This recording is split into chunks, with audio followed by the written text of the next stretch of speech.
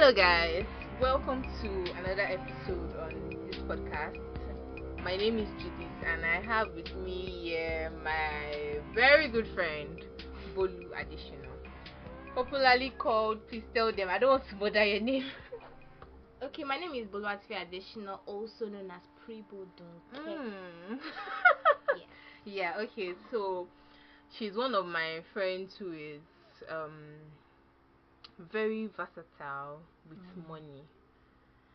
I have other friends who are, don't get me wrong, but I'm like, okay, you know when they say who is your go-to person for money issues and all of that. Really? Yes, now, yes, like we have really nice money conversations. So yes, she's like my go-to person. So I was like, okay, how do we do this? Let me bring her on this show and then talk about money with you guys. Hopefully we get to learn a thing or two, and I get to find out things that I did not know before. So for now, she's not. I'll consider. I won't say she's not my friend for now. I'm just trying to learn, so we can have this conversation. So like we always do on this podcast, in case you've not noticed, I'll start with a quote. Okay, I'm starting with 3 quotes because I really like this person, and the quote is about finance, and I really love this person. So I was like, when I searched for quotes, I was like, I cannot just stop at 1 quote. I have to give like 3. So if you don't know this person, then I'm judging you. So the person is Robert Kiyosaki. I don't go, just go and Google. If you don't know him, go and Google it. So it's one of the quotes is when you're young, work to learn, not earn. I was like, okay, that's profound, because what other time to actually learn instead of when you're not really, you might not have a lot of bills to pay for most of us, so it's an opportunity to learn. Then another one is financial freedom is a mental, emotional, and educational process. I'm like, you see why I could not just stop at 1 quote. I'm like, I just kept going on and on. Okay, the last one before I don't stay with us, don't leave yet. Yeah. The last one is the most successful people in life are the ones who ask questions. They are always learning. They are always growing, and they are always pushing. Oh wow. Like, oh wow. Like, so there are many others. If you want to know more, just Google is your friend, so just go there. So like I said before, I'm with my girl, my home girl. I mean, I forgot to say, so this episode might be really long, so we might make it a 2-part series. And then, in case you're not used to laughing, we laugh a lot here. Like, we just laugh. Sorry in advance. Like, in advance. We laugh a lot here, so just bear with us. But, like, stay true, and like I said before, hopefully you learn a thing or two. So we're just going to be talking about a few questions, like questions that bother most people these days. So we'll be talking about, like, of course, money questions. So, like I said before, it could be a 2-part series, but I'll just jump right in. So I'll be asking her, at what age did you make your first income? Okay, first age. I think my first income was when I was 8. And people were making money. Like, okay. I think I've always, well, not that I think, I know that I've always had a thing with money, like something like, okay, I have to do something. And when I was 8, my mom in church she used to sell zobo and yogurt in church. And after service, people will come, maybe they are tired from church, and come and buy zobo and yogurt. And I learned how to make yogurt and zobo from my mom. Wow. So on Saturday night when she's making, I'll tell her, okay, because I know how to make it now, let me assist you. So I'll assist her, make a fraction, she'll make the other one. So after service, because I'll be a sales girl in quotes, and then after like everything, I don't know, from a very little age, I was confident when I was very young, and I knew how to persuade people to persuade people to give me money, actually, not in a bad way, for something I'm offering. So I used to make sure that all the zobos and the yogurts were sold out. So because my mom would say that, at 8 everything was sold out, she would then say, okay, because you did this, to take. This is your own cut from, the profit and everything. So I think that was how my first income making, or how my first making money thing started. So yeah. Wow, guys, like some people already had their life figured out by 8. Not really. Like by 8, they already knew what they wanted to do. Why some I wasn't going to be like telling you what you got now. No, I mean that, like, the whole money making. Some of us never bothered about money until like maybe the first time we ever got a pocket money, like in university, and then we were like, when we now spent all the money, and we're like, wow, okay, where did all my money go? I think that was when most of us started having these money conversations. For me, I never thought about money. I shall just what you want just keeps coming to you. Like your parents are providing everything, so it just all looks great. So to make your first income at 8, man, what was I doing when I was 8? I think I was from 5. I don't know. But then okay, for me, when I make my first income, I think that was when I first started selling hair extensions, because I never really I don't know anything business. I did not know at that point. So I think it was when I first started selling hair extensions, and I was like 18, yes, 18, 17, one of the two. So some of us just started figuring out our life. If I was still figuring it out, I was still figuring it out too. All right. So the next question: how did you learn about saving? How did I learn about saving? I'm not sure I actually learned. Okay, I know that saving is an art that we actually learn, but I think growing up, growing up, like I said before, I already had a thing for money. I just knew money, and myself and money were just best friends. And Wow. I know that Copy that. in primary school, secondary school, just one, I was always saving. Like my mom would give me money. Okay, you know how they give you pocket money or break time money, and all of that. And I don't know, the kind of person I am. I don't eat a lot. So there was nothing to spend money on. I didn't used to buy clothes myself. I didn't used to do anything. So I just had money. I know right through secondary school, junior secondary school, and senior secondary school, I always, like, in my house, I was the go-to person to meet for if you needed extra cash that was lying around. When I told you she's the go-to person, that I was lying. And then in GS3 or GS2, I started like a club, like a savings club in my secondary school, that like people, I know how they say this ajo thing. I remember that I had to open a GTB account, and I was under 18, of course, and all of that. So I think I've just always been a saver, or I was very keen on saving as a little child. I just I liked having money around, seeing my money, and then counting my money, yes, as a child. So I'm still learning anyways, but what did I first learn about saving? Just thinking about that. Well, for me, all the money they used to give me there to school, I used to eat everything, and then I not save jack. So for us, savings was when people come to visit, and then they give you like 5,000 and hey, big money, or they give you like 1,000, and then my mom say, no, don't waste that money or something. So my mom is always like, go and keep it. So that was savings for us. And then thankfully I didn't grow up with parents that would, those parents that would say, give me the money, let me keep it for you, and then before you know, the money is, when you ask them for it, they'll be like, all the food you've been eating. Yeah, so my mother used to do that. She used to do that. So she said, the money that when I gave birth to you, taking care of you, do you know how much I spent on you? But then I didn't used to give my mother my money to keep it. I used to put it in like a colo, like this wooden box and all of that. Yeah, so my parents were not, they will let you keep your money, and then they will let you buy maybe something with the money later. So that was the savings conversation for us. It was no, and then I won't really, but now that I know better, I don't think that was a wholesome view of saving, like just keeping money somewhere. I don't think it was wholesome, but I think we'll get to that much later. So yeah, started saving. Like, how did I learn about saving? It just came when people dash you money, you just keep the money. That's how I learned about it. So the third question now: did you get any form of money education while growing up? No, I don't think I got any money education actually. I don't think I did. Okay. I don't think so.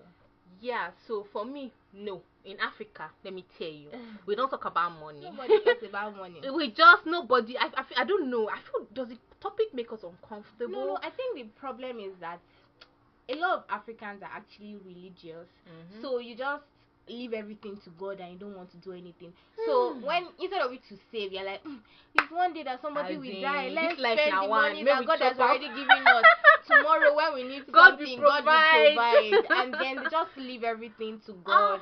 I don't think God wants us to be lazy. I don't want. So. God has given us brain to think. Exactly. He has given us wisdom. We have a will. Like God has given us everything. I mean, everything that we need in this life, He has given unto us. It's left for us to just, take all these things or tap into all these things and get it out. But no, we just want to be lazy and leave everything to God. I think that's the major problem. Yes. The fact that I totally agree with that. We don't, in Africa, we don't talk about money, and I don't know. In Africa, a child is actually treated like a child. Like when you're a child, there are conversations that don't come to your plate, and one of it includes money. So nobody has that conversation. But funny enough, I was listening to a podcast, Lovia Ajayi's podcast, Rants and Randomness, and she had the budgeting star on the show, and in the budgeting star's family, they actually have money conversations. They know how much goes into water. They know how much goes into like groceries and everything. Yes, like they actually talk about everything, and their dad brought the money conversations down to their level at the point where they could really understand. So really, I think I learned a lot from that podcast. But I was like, okay, so if you can, because there was a time that I think her dad used like an ice cream to explain how money works. So I think she was always leaving the tap open. So her dad was like, he was trying to tell her what money is wasting. Don't always like leave the tap running and all of that. So they normally do this. I think they normally do this ice cream turn. Like when it's your turn, you get to buy they'll buy an ice cream for you. So when it was her turn to get the ice cream, her dad said, no, we use the $1 to fix the water that you've been wasting. So with that, I think as a child, then the money conversation actually sank in, and for her, like really now, she's doing a lot for herself. She's even helping people make wiser decisions. So it just shows that if you tell a child about money, I think if it will help a lot. If you grow, I think things you grow up with, you become more familiar with. And then sometimes money just, even now, I won't lie, sometimes money just makes me like irritated. I don't like the conversation, just talking about money, thinking about it just makes me feel so agitated. I'm like, why? It should not be so. You should actually be able to talk about money. So I'm going on and on, but then that's HR. So I didn't get any form of money conversation, money education. This leads to my next question. I think personally that we should have age appropriate money education. I think I even just said that already. Just the same way we have age appropriate sex education, like for children. Like, what do you think? Well, I don't think anybody, in Nigeria that I live in currently, nobody gives sex education, first of all. And if that's another topic on its own. They expect you to know it the same way most people just expect you to know about money. Like they just expect you to figure it out. But I don't think there's any appropriate age to learn about money. Like, I mean, a child, like you just did from the podcast, that if money could be explained through ice cream and water, then I don't think, because children, I don't know, the things that children see, like you said, they won't forget. They just grow up with it. So as soon as your child can talk, your child can like converse, I just believe that you can just start telling a child about money. Because I know it's in Nigeria now that we see things like money is something that we don't talk about, because we don't pay so much for water, we don't pay for electricity. But when you're in the abroad, you're in Canada or you're in the US, and you have to pay for water, you pay for every single thing, tax and everything. I'm sure that one way or the other, as a Nigerian in that country, knowing that, okay, this is what I went through and I don't want my child to go through this, you would definitely have to talk about money with your child. So as long as your child can converse, like a normal conversation, as long as you can have a normal conversation with your child, I think that is the best time to talk about anything and everything. Yes, I totally agree. The same way, like, age appropriate sex education is becoming a thing, I feel age appropriate money education should become a thing, because like people go through a lot. People make a lot of mistakes like with their because I'm like, if this is that nobody told you, is that you were not, and it's true that nobody actually told them. They will just learn from social media. And 3-year-old children, 4 or 5, they already have their own tablet that has data.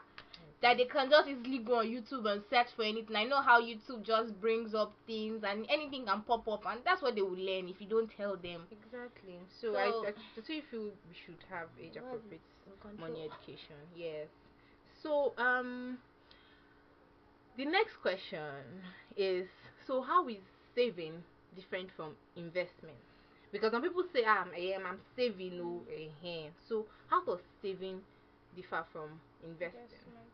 Okay, you know how I said earning money from a very little age, I started saving early, but then I didn't start investing early. I started investing when like Judith is she's the G. It's a lie. It's a lie. She's an amazing person. I remember it was in my 3rd year in the university that I had the money conversation with Judith, and I was blown away when she was talking about money. Like, she just came up and she was like, oh, that she does this, she has this, she has. I'm like, Jesus, see my mate. No. See my life. No, I disclaimer, please. No. Don't be this. Okay. Don't come for me. She's the one that said this. Like, she's a G. Okay. Like, trust me, if I hadn't had that conversation about money with her, I probably would have no idea. I probably would just be saving. Like, guys, I just used to save. Not like I was using money. Like, I just used to I like saying my money in my account. Open my account and see so amount, and like have a baby girl like that. Okay, today the account balance is 500. But then when I spoke with her and she told me how much investment she had, like, I was blown away. Now you're now saying it like as if it's something big. It's It's not. I was blown away, and I was like, if I started earlier, I know that. Well, I'm not working. I'm still a student, so I know where I would have gotten to. But then at the same time, it wasn't too late, because it's better to know something than not even know it at all. Imagine if I had not even started. So saving you're just keeping money, accumulating, keeping the money. But investment. With investment, your money is working for you. I always say this, that money isn't I'm not supposed to be working for money. Like, if I'm doing something, I'm not just doing it in a bit to run after money. No, I'm a human being. Money is non-living. Like, it doesn't have life. I'm from secondary school, I always know that something that doesn't have life cannot be disturbing me. That's when I say even crying for money. You know, when teachers flog people in school, I'm like, how would I be crying on top of a cane, wood, that doesn't have life? So Bolu is a proud person. Let me just get this out there. She's very, very proud. So then I'm like, see, money cannot be controlling me. I control money. So with investments, you're controlling money. Yes. Money is working for you while you're sleeping. Like, you're sleeping. An investment will be, say you buy a piece of land. An investment could be maybe you buy treasury bills, bonds, you invest in money market, you buy shares, so many things. All those things, your money is there, but it's working for you while you're sleeping. You just credit alert or something like that. And no, I'm not saying that investment. Some people come and say buying a hair is investment, or buying shoes or bags. See, as much as I don't like to argue that, because a lot of people strongly believe there's actually an investment, and I say, so if you feel that buying hair that is what, say 200,000 is an investment, beautiful, it makes you look so beautiful, but then trust me, if you can afford to buy a hair that costs 200,000, depending on how much you earn, you won't want to wear that same hair for the rest of your life. Exactly. So if you say that, if you buy something cheap, not doing whatever, but because you're going to have to buy more of that type of hair, at the end of it all, it is not an investment. If it's that, even having a car is not a form of investment. Let me chip something in here. An investment is something that continually increases in value. Yes. So if you get something, and if I buy maybe like you just said, human hair today, and I buy it for 200k, can I still sell it for that same amount? Even selling for that same amount is not an investment, because it's like it's supposed to increase in value. So if I won't sell that hair and I sell it for maybe 300k, you cannot come and tell me that that's an investment. Yes. But not that when I sell it, I not sell it for 50k, or then I won't even have anybody to buy it. So investments should always at least increase in value. There should be a percentage of interest on it. If you're buying a land, and it depreciates, or if you buy a land maybe in a flooded area and everything, you've not made a good investment, because you cannot sell that land for like like higher than you got it. But when you get that land, and then let's say the next 10 years you are selling it for like 4 5 times you got it, that is an investment. Yeah. So I understand the whole when you buy human hair and then you don't have to maybe spend money again, it doesn't make it. I don't think it's an investment. I do not. And let me shock you. Do you know that buying a house is not always an investment? To buying a house, see, it's better to live in a rented apartment sometimes than actually buying a house or building your own house. Like the day I heard Nigerians that, are going to come for you. No, Nigerians are going to come for Bolu for this. It's even fine, because when I first heard it, I was shocked, and I had to sit down and do the math. And yes, when you want to invest, please do the math. Don't let anybody come and bamboozle you with anything. Definitely. Do the math. And when you see that, okay, this is not going to be a good investment, I just feel. But there's sometimes that we cannot, predict what will happen. But when it is obvious I'm making a bad choice, just disappear and do something else. Okay, so I totally agree with that. Sometimes buying a house at a particular point in time might not be the wisest thing. I'm not saying it's not it can be an investment. Yes, definitely. And then some people buying a house, and then maybe sometimes it might be wiser for you to get a house and give it out for rent and then stay in a rented apartment than to actually live in that house. But the whole we cannot exhaust everything on investment and savings. We're just trying to touch the surface of this thing. The surface. If you want more, just drop your questions and comments. But then, so we're moving to the next question. So saving, when you're saving, don't think you're investing. Your money is just there. Inflation is rising. Exactly. Different things they are affecting your money. It's the same money that you have. This scam about savings account and all of that. Oh my God! Should I talk about what I do with my savings account? It's a big scam. Please do. Let me talk about it. So my mom did this while we were growing up. She opened this first bank account for all of us. So we're always like that 5,000 naira. I say that when the uncle come, that 5,000 naira, I keep it there. So until you're 18, people, you cannot touch the account. Now thinking about it, that's the biggest scam of my life. Because by the time I finally got to touch that account, I was like 18 already, obviously. And me 18, no money, education, no nothing. And you're giving me something like 200,000 naira. Man, till today, I don't know what I do with that money. After starting up that money, and I think how much was even my interest? Was it like 200 naira or something? After starting up all that money, I literally just blew it up, because I was like in the university. I just have 200k, so I had to spend money.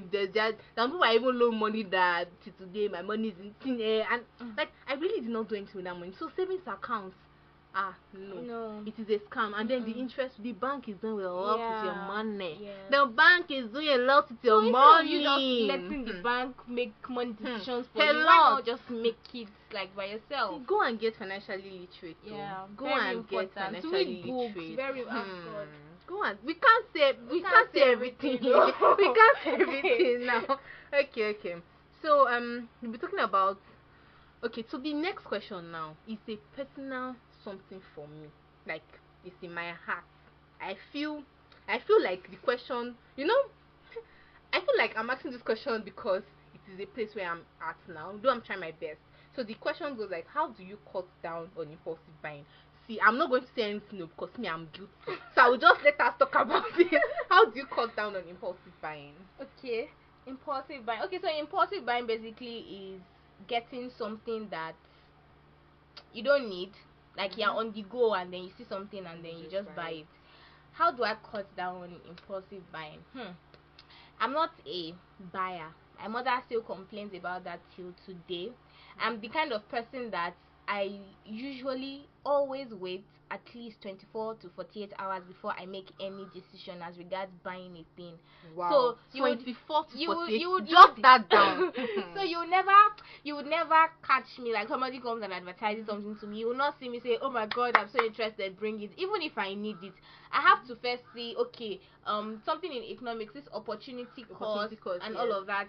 Okay, I'll see, do I really need this thing? Is it a need or a want? People need to understand what's the difference between a need and a want. When is it, like people mix that together. Because you need something doesn't mean that, because you want something doesn't mean you need it. Like true. I always need, or I always want to look good, or not, well, I always look good, but I always want to look like a big person because I have a small stature. So it's very easy for you to think I'm a secondary school child or something. So when I like have to go for an event, I always want to look like a big person, like my normal age and all of that. And I can easily want to, you know, buy clothes that make me look bigger, buy hair, because I usually don't. I make my hair, but I have natural hair that is quite long, so I just like to it's not pride. I just like to use my hair, but then I know people still look at me as a small girl because I have natural hair. I don't know where they got that from. But leave them with their idea. But then I just realized that I don't need those things. I really don't need them. And so for me, impulsive buying is a no-no. It's a no-no for me. I don't buy things on the go. Like I said, 24 to 48 hours before I actually make a purchase. And that would work a lot, because when you sleep on it, I mean, you see it. Like sometimes I go to the store and I see something that is really nice, and I'm like, when I come here tomorrow and it's here, then I know I should buy it. If I don't buy it tomorrow, if it's not here tomorrow, then I don't really need it. I mean, if I don't have it, my own philosophy is, if you don't have it, you will not die. I'm not saying you should starve yourself, don't go out. No, I'm not saying don't like, enjoy your life, but then make sure that you are calculative in your spending. Okay. You cannot be spending more than you earn. You have to have a particular percentage, save, invest, and then flex with the remaining. But impulsive buying would ruin a man, actually. Okay, so I want to know, have you always been like this, or over time you developed yourself? Like, what are the tips? Here, I know that it's not good to buy impulsive. Me, I know that one. I know that you cannot just spend it. I know, but still sometimes I will just, even now, one of my hobbies now, what I do is that most of the time I try to clear my account, like not have any money there. So what I now go to AliExpress and be scrolling down, search comfortable shoe, add to cart. This is add to cart. So I feel, and then I enjoy shopping. So when I do that, there's this sense of like joy when I add to cart. I think that's one of the things I've been doing. But now, have you always been like this, knowing that I will not buy this thing, I'm not there? But what about some of us that have Olojukukuru? How can we get there? Okay. I don't know where God made. Well, God just loves me, but I've always been like this, actually. I cannot say that, because I can, in my house, I'm the only one like this. So it's not like I learned it from somebody. I think I just wanted to have a better life for myself growing up, and I just knew I needed to do some things. And having an elder person that just made some mistakes I didn't want to make. So that's kind of helped me. So one thing that I usually do or advise people to do is have separate accounts, which doesn't work for some people. I have like 7. Yeah. What I do is, money that I want to spend. Okay, what I usually do first of all is, once my father gives me my allowance, I cut it into half, save one, and then decide to spend the other one. Okay. But then the other one that I spend is usually a very okay amount, in quotes, for me to to last me for the month. But then every other thing that I get, every extra money that I get, I have this wooden what is it, colo, that I usually put every spare cash that I get. Another thing that has helped me is the money that I know that I want to save. Have a budget. Let me just put it out. Have a budget. Okay, so I know that my budget for the month, 40% goes to saving, 20% goes to transportation, 30% goes for food, and then the other, I think the other 10%, the other 10% is for flexing. So that way I'm guided. When I know that the money for, I always remove my money for saving first of all, so the remaining amount is in my account. So the one in my account is what I know I can spend. So once I finish it like this, it usually doesn't finish, but once it's getting to red, I know that okay, I need to cut down on some things. And for you to remove that impulse, like, it has to be a mindset, actually.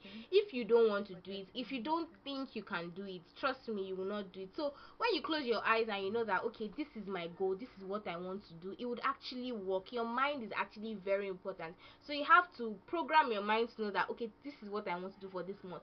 Trust me, try it for 2 weeks, not even let me say 1 month. Try it for 2 weeks or 10 days, and it would work. And there's this thing that people say that if you do something repeatedly for I think 3 months, 21 days, I guess. I'm not or sure. 3 months, like it goes with you, like it just keep getting better at it. And Okay.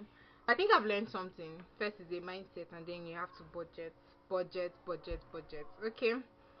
That was really helpful. Hopefully, after this podcast, because I'll listen again, I would cut down and stop eventually cut down and eventually also stop have an my impulsive buying. accountability partner, like somebody that you're not ashamed to talk about your money with, somebody that can hold you by your clothes now and say that how much have you spent now, how much have you saved, how much have you invested, and hey, you need that kind of just one person like that in your life. That's one thing Bolu does. That's why all this I will not tell her, because Bolu will literally hold your throat and be like, Judith, you said you were bleeding. So I'm like, can't I just breathe? Did I miss?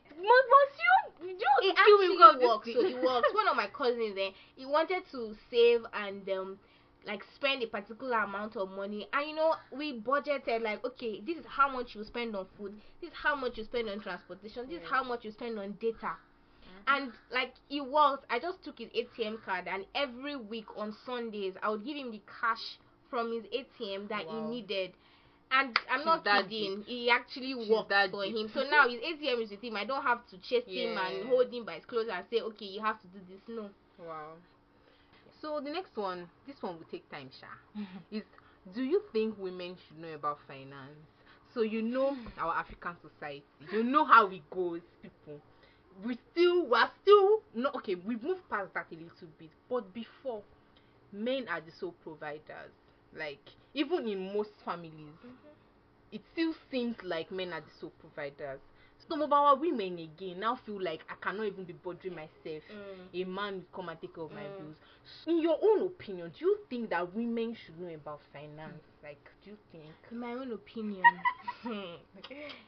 every single person, whether male, female, transgender, I don't care what you are. No, you actually have to know about money, especially for women, especially in this part of the world. See, I am particularly drawn to women when it comes to saving, because I know that you can have a better life than what you actually have. So don't let anybody deceive you. See, I always like to not do the opposite of what people say, but I always like to prove people wrong. See, my mother loves me so much, and I'm so glad that she actually loves me very much. My mommy loves me too. Yes. Just continue. But then my mom was always worried for me. Like, she always, throughout university, secondary school, my mom was always saying I'm always too independent. I'm too independent, That this is not good now. That you will marry one day. That you have to let people do some things for you sometimes. And I'm like, see, I'm not saying that. I like to live the baby girl life. I like to be pampered. Spend money on me, but sometimes I don't need to bother people. Like, I need to renovate my room. I don't need to call my parents. Like, why you? My mom, it pisses my mother off, because she's like, nobody's saying that that we don't have the money or whatever.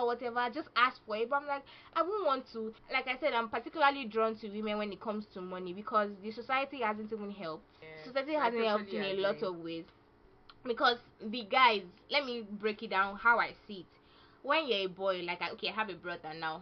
Okay, it won't exactly apply to me because he's the only one in the house. But most guys, okay, let's say boy and girl in the same house. The boy is taught to do the big man work. The girl is left to cook and do womanly in quote things that would help her in her future home. Like in your husband's house. Because the guys are doing manly things, it's very manly things. It's very easy for them to grow up and have this so much confidence. So a guy is in the university. This same guy that does all the manly things in his house gets to the university, and he likes this girl. Okay, I want to get this girl, or I want to date this girl, I want to take her out, whatever. And then the guy, because he knows he has a goal, which is to get the girl, he would save up, because he doesn't want to go and embarrass himself when he takes her out. So he would save up for the dates that they have. But this girl knows that, okay, the girl that has been doing all the girly stuff in quotes in the house knows that, okay, this guy likes me and he's taking me out. In her head, she's just thinking of, okay, I'll save up money to make my hair, do makeup, and buy clothes and shoes. But the guy knows that, okay, I want the girl, I want the person.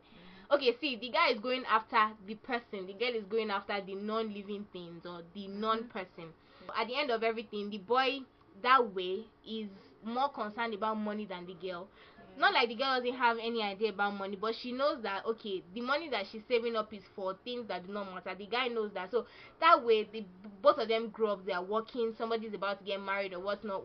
So the guy knows that okay, before I get married, I want to have my own house, I want to have my own car, I want to have my own whatever. But the girl is waiting that, oh, when I get married though, me and my husband will start building our own house. That is the motion or the mindset that so many people have. Like, so it drives me crazy. So the girls are saving, like I said, for things that do not matter. Well, they matter, but not exactly. So the girl is saving up for, say, a wedding dress. She's saving up for things like that. I know how much wedding dresses cost. Like, but the guy is saving up for a house, like an actual thing. So that way, the society hasn't exactly helped us, because gender actually has a role to play. And you know how gender equality is flying up and down. The same way I feel, see, when you are in a gathering of women and in a gathering of men, you actually will know the difference. The atmosphere is different. See, I know it is only Judith that I can have money talks with very comfortably. Oh my god. If I'm in a gathering of other girls, they only talk about hair, my nails, my makeup, my this, and I have no interest in all of those things. See, I have so much joy, so much fulfillment when I'm with my guy friends that they sit down and they're talking about the next business plan. They're talking about the next way to make money, the next way to buy a piece of land. You know, they actually come together to, I didn't even know they'll come together, put money together to buy a piece of land. Like, how many girls, how many ladies do that? The only thing that most ladies know how to do is they connect to makeup person to do nails. Exactly. Who will be the caterer for this? Exactly, why do we think about those things? Like, why can't we? Like, the society, your mindset, knowing that no, I can have my own things. Like, no, it's really bad. It's really bad. Terrible. But I don't know. But people just need to be educated. You need, even if nobody tells you. Nobody has to even tell you, because it is your life and nobody owes you anything. Get books, go on YouTube. Like, information is everywhere that you can get information. So everybody needs to be educated, male or female. Some male, they don't, some men don't actually know these things too. But everybody really needs to be educated, particularly women. So every woman should actually be financially literate and be financially independent. I totally agree with you. You guys know that. I mean, you need to. Why would you want to get something and then you have to maybe meet your husband or meet your. Some people are just looking for a guy figure in their life to meet their needs. It should not be that way. You're a human being. You have. I feel we have the same brain. If you think, you come up with ideas. So why wait for a man to foot your bills? I'm not saying that okay, don't, like, there's a part where you have to, like, maybe when you get married and all of that, then you might have to do with letting go of some form of your independence. But for now, do not be that lady who is jumping and looking for one guy to foot her bill and the other thing. See, think about intelligent things. Think about the next big idea. Think about the next land to buy. Always be thinking. Think investment. I was talking to someone another day. I was like, see, I cannot use my ear and ear investment and not want to probe more about it. Why would I know? Even if I'm not going to do it. No, read finance book, go for money seminars, just be curious to learn, because before you know it, this life is ticking. And then when you're 40, you look back and then you see that you spent your life. The funny thing is, you spent your life on vanity. If you don't know things about money now when you're in school or when you don't have a job, you're not gonna get married by the time you even start working, you blow everything up. Like, you would have no control. You just be living from hand to mouth. You'll be like paycheck to paycheck. You'll be waiting for the next nobody paycheck. Deserves You'll that. be waiting for the end of the month. Nobody deserves that. Why at would you all. do That's that? like it's like you put yourself in a money prison. No, nobody deserves that. Guys, I hope you're gaining something, because the next question I want to ask is, what is your best finance book? Well, my best finance book is Smart Money Woman. If you don't know that book, you're on a long thing. Hey God, if you don't know that you're book, on a long thing. Okay, so before her book actually came out, Daddy Robert Kiyosaki. Yeah. Oh my God. Is an amazing man. Like, you don't even have to get his books. Just go on YouTube. So many of his videos on YouTube. So many of that. But Arese's book is amazing because it is, I'm a Nigerian, Like you and can totally relate to I can every single word. totally. Part 1 and part 2, the two books are amazing. Like amazing. If you actually do all the action points in that book, your life will be You better. are Trust blown. me, You are trust me. blown. So I totally agree. Arese's book is, the two books are my best. I'm my currently reading the second one now. My go-to finance book. So Yes, both yes. are not. She's an amazing woman. Trust me, amazing. I Just get agree. the If you book. don't Your know life will be Arese, better, please. actually. If you don't know Arese, just go and Google. Google is your Just friend. Google. Google Go is your on friend. Instagram. The Okay, Smart so Money yes, Tribe. Smart Money Tribe. There's Part- part 1, yeah, part there's 2. part 1, Buy part it. 2. Help yourself. Help yourself. Help your generation. Hey God. Help your generation. Let your generation eat. Let them be grateful for you. Enjoy from your hard Like, work. don't you want to leave generational wealth for your Exactly. children unborn? It's No, not just about you. now. It's actually not just about you. Okay, so back. What's mine? Okay, I'll start from. I think the very first book I read on finance is my best. It's The Millionaire Mind by T. Harv Eker. Jeez, that book changed. I was reading that book and it blew my mind. I think that was when I started. I think for me, I started realizing all these things like when I was 18, 19. So when I picked up that book, I don't know how. I think someone gave me a folder of books and I saw the book. I was like, once I read it changed my mindset. It told me that okay, there's a mind that millionaires have. Yeah. There's a mind that rich people have. That is just different from what other popular, I won't say Porsche, but the average man and the millionaire man, they think differently. So for me, it opened my mind to, and it told me that you can have this mindset. It's just like movie. It's like a mind shift. So for me, that book was like a mind shift. So that's like my best so far because it opened my eyes to see other people. Then Robert Kiyosaki. Oh my God. Our daddy. Let's not even get started. But if you don't know all these people, if you don't know the book, Google is your friend. You can learn anything online. What is your advice to a young person out there who is just starting out? Okay, so we've been talking since morning. Some people might just listen to us and be like, these people, why they not think of these things and everything? So this person is just starting out, know nothing, know anything. So what's your advice for this person? Okay, so in my head, let me paint a picture of this person I'm talking to. Say the person is about to enter a university or a tertiary institution. The person lives, or the person's parents, have to gather money to send the person to school. And then the person has no idea of anything. So first of all, your mindset is very important. Know that okay, I have to leave generational wealth for my children, for my whatever, for my generation. Just have the mindset that you want to live a better life than what you currently have, what your parents have. I mean, every parent wants their children to be better than them. So have this mindset. See, you want to be able to enjoy life. For me now, I want to retire early. So your mindset is very extremely important. So you have to change your mindset and know that you are a rich person. It is in your mind, and because it is in your mind already, it will come out for everybody to see. So your mindset. And another thing is, you cannot save money that you don't have. Money does not drop from trees and doesn't drop from heaven. It's not in anybody's backyard. And I've realized that people pay for knowledge. People pay for value. You don't have to be an entrepreneur. You don't have to be like me and Judith that were students and entrepreneurs. No, you don't have to be like that. But you have to now. If you don't have to be an entrepreneur, but you have to have an entrepreneurial mindset. Like you have to know that I have to give something to get something. Yes. So you most likely you're probably good at one thing. I'm not saying abandon your education. No, we're in school. We're still in school. This honors must be got. So we're still in school. But then you have to find something that you're really passionate about, something that will add value to the other person. Yes. And will give you money, and that is when you can now start thinking of saving. And then when that money comes in, you have to know, okay, what percentage am I saving? Because I mean, you cannot be starving because you are saving. So because if you die, you will the money. Actually, if you actually become sick, you will spend all this money that you've been saving on your health. So you have to be sure that you are eating well, you are sleeping well, you are doing the right things to having a healthy life. You are emotionally stable, you are healthy, everything is working out.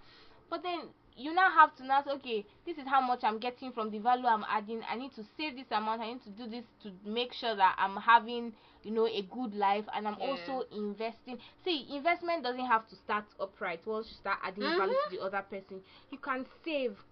Save for, say you are saving for 6 months. I don't know, depending on any amount. You see, as little as 10,000 naira, you can actually invest.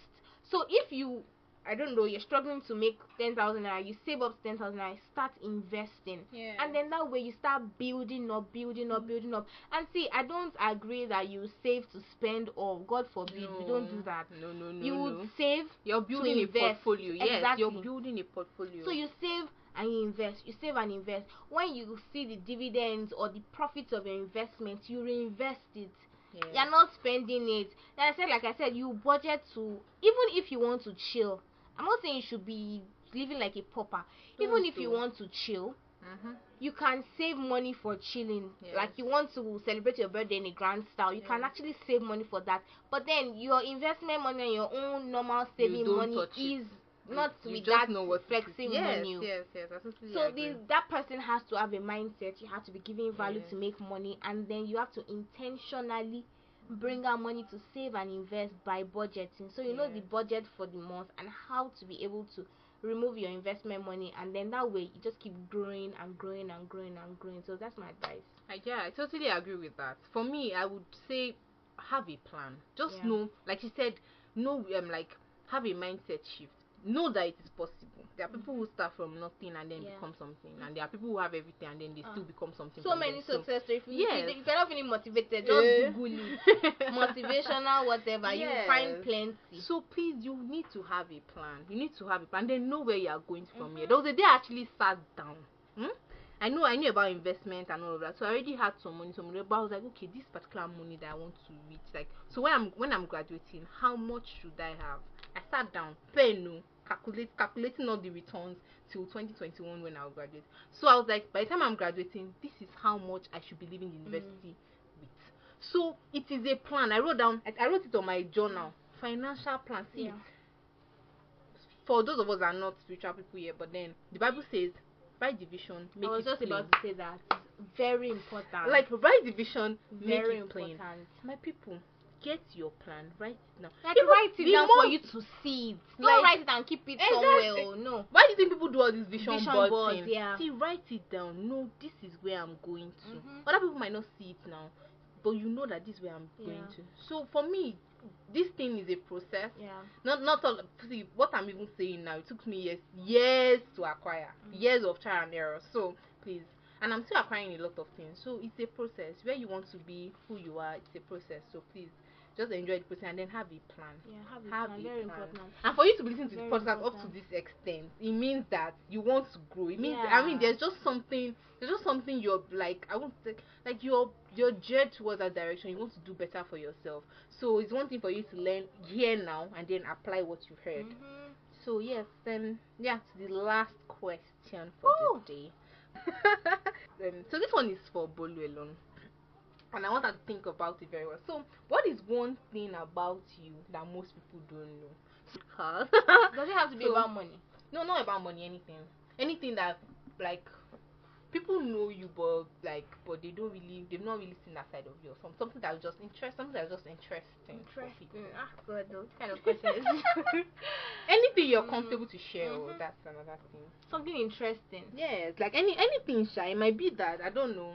Maybe that some people say, like for me now, when I tell people that I'm shy, it's hard to believe. So that's one thing about me that people don't say. I'm very, very shy. Like you have no idea.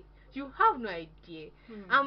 That's why I can do a lot of things online, but then physically, so I'm a very shy person, and people find it hard to believe. So that's one thing people don't. You now made me talk. It was for you to say. Because I'm answer the question. No. I think, but this is something everybody experiences. I'm so scared of failure. Yeah. But I don't think that's a new thing, no. No. With all the things you are doing, and you'll be surprised what people think. Oh no, I'm very scared of failure. Like, do you know sometimes I have panic attacks because of that? But the thing is that I don't stay in that position. I talk to people when all those. I cannot breathe because I'm thinking of something that hasn't even happened. But then The devil likes to thrive on our fear. Exactly. And once you give the devil room for the it, devil doesn't have respect. Exactly. You just say go 1 mile and instead of going 1,000 miles. So I just try to talk to people actually. In times like I try to talk to people, do something I really love to do to just get my mind. I'm so scared of failing. I am extremely scared of failing. We all are, but extremely. But it never shows on my face. You go for it now. You go for what you're going for, and then when you finally achieve it, everybody will be like, this girl just doing this. I'm like, do you know how many times I've failed at things, like, and I just pick myself up and start all over again. Starting over again is very hard. Yes, but very hard. I mean, I know you will never see me crying, but then when I go back to my room, sometimes I actually do cry, and I've learned that crying is actually a normal thing. And it doesn't mean I'm weak. No, when I stand up and do that same thing again in a better way, then I know that. So that's it, guys. So I get scared. So many times. Yeah. So finally, we've come to the end of this podcast, and I want to say a big thank you to Bolu for. Like, I never knew it would be this much fun. I was just like, okay, I want to do like an episode on money, like, okay, who will be there and all of that. And I was like, okay, why not? I don't know, talk to Bolu about this thing. And then she was down for it, and we've seen how many days we've done the podcast, and in fact, I am so happy. Like, thank you for coming back. Like doing this just. Anyways, like, I am so grateful, and I believe that listeners who have gotten up to this extent will be so grateful for this. We'll be ending with this, like, we like to start with quotes and then end with did you know. So while I was thinking about this format for my podcast, I was like, okay, what will I use for did you know? And I found out something. Did you know that there is a website called didyouKnows.com? I found out, and there are a lot of things on that website. Why did I even tell you guys now? That's how you know. Like, did you know? The no ends with f.com. So now you know. Bye. See you next time. Keep believing. I love you guys.